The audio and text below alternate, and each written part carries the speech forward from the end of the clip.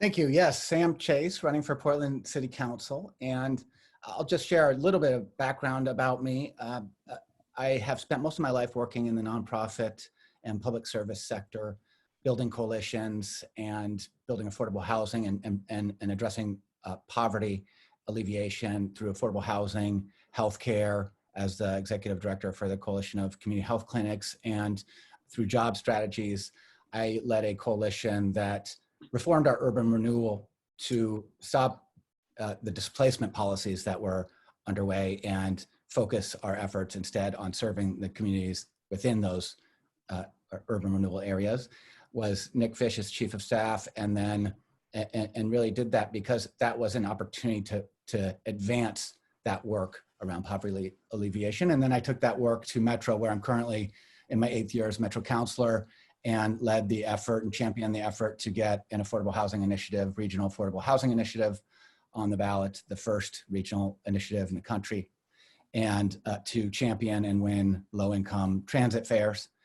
And it's that kind of coalition building that I want to bring to the city. And you know, I'd love to share a little bit about my experience with music, which is, you know, I grew up with a stepmother that was an opera singer, but I really didn't have a lot of opportunity to really engage in music, and really wished I had.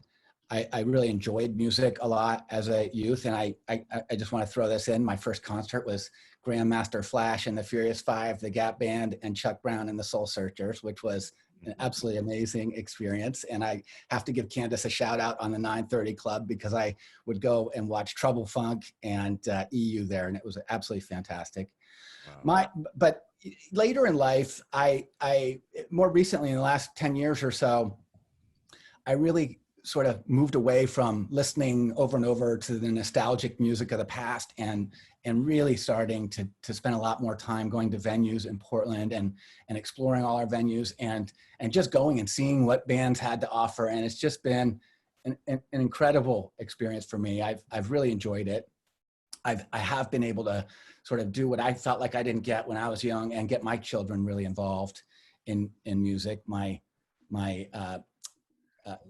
of my daughters plays drums and plays a mean Pixies, Where's My Mind, and other songs. My other daughter has been in choir. I have one that's involved at Ethos Music right now with piano, and yes, Julia, learning guitar. He's starting to pick that up. And it's just been, and for me, music is, and one of the things I've worked throughout my life on is really understanding that our quality of life and advancing quality of life in our city is so important for the health of our economy and our residents. And music is such an important part of that. It provides the life of the city, and it helps feed the life of the city. It's, you know, $1 billion industry for our and supporting our tourism, incredibly important for our economy. And so, you know, when I think about those components of, and it's life therapy, it brings diversity in terms of understanding other people's lived experiences and hearing that in a different form. So I think those are the kinds of benefits that we need to continue to advance and move forward and really understand. I go to, you know, a lot of different, especially as Metro Council, I go to a lot of different forums on, you know, economic development. And one of the things over and over that gets said, and I think is really underappreciated, is how important the quality of life is in our region to really attracting and retaining high quality employees. And if we don't focus on those quality of life factors, we start to lose that Portland brand, we start to lose that quality of life factor. And so there is a true and real economic benefit for supporting our music. I think we need to have a real structure in place that will feed a long-term relationship with the music industry, and absolutely committed to supporting staff that would do that. But what's the long-term strategy? One of the things that I'm also troubled by is our P5. We have properties that are really in disarray. They're troubled properties. We have financial. Is that my time? I heard a feedback. no, I'm gonna keep going. You're good. Yeah. We have those venues. We need a strategic plan for not just those venues, but how is the entire city getting served by venues for our arts, and how are we going to create a sustained structure that will move them forward and support them.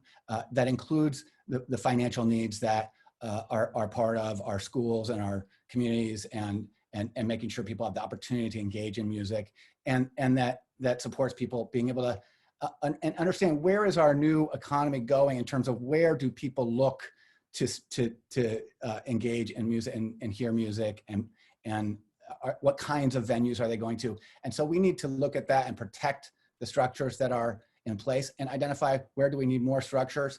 I'm also very concerned about, and so that is something I will start on immediately when I get to city council. And also immediately is this the shorter term, but medium term, I'm very concerned about the COVID. And now we're actually at your time, Sam. Thank you. Thank Okay. you so much. Hopefully we'll get into it a little bit more. Yeah, I'm pretty sure we will. So question specifically for you.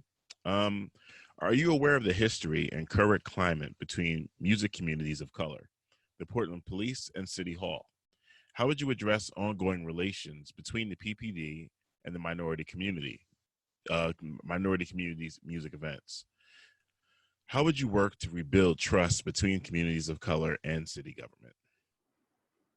Well, one of my first exposures to this challenge was when I was running Eric Sten's campaign for city council many years ago. He was a friend, and so I helped him by running his campaign, and we had a hip hop event that we were putting forward, and the police canceled it.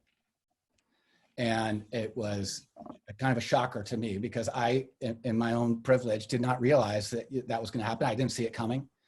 And that's absolutely unacceptable. And we need a structure that I think that could be part of a strategic plan, but it's about putting forward and elevating and understanding the challenges that our musicians are facing with the police and making sure that they have a voice. I see that as a fundamental part of how I've approached my work at Metro Council and in other places, because I'm a coalition builder. I'm somebody who really steps back and uses my position, whatever I'm in, to help elevate other people's voices. And so I would really look to bring the voices of folks forward and have that be understood by the entire city council and identify what is the structure. How can we address some of these challenges in the police contracts and not letting them get through the, having arbitrators that are, even though we make a decision, there's an arbitrator that gets to just throw out our decision and move their work forward anyway. So it's absolutely unacceptable. Music is, I kind of went through it when my kids were young, and they're listening to music and it's all different kinds of lyrics and other things. And you just have to embrace it. That is people's lived experience. And my kids love music. It's an everyday part of their lives. They're playing it all the time. I see how it changes their lives in a really positive way. They're hearing other people's lived experiences.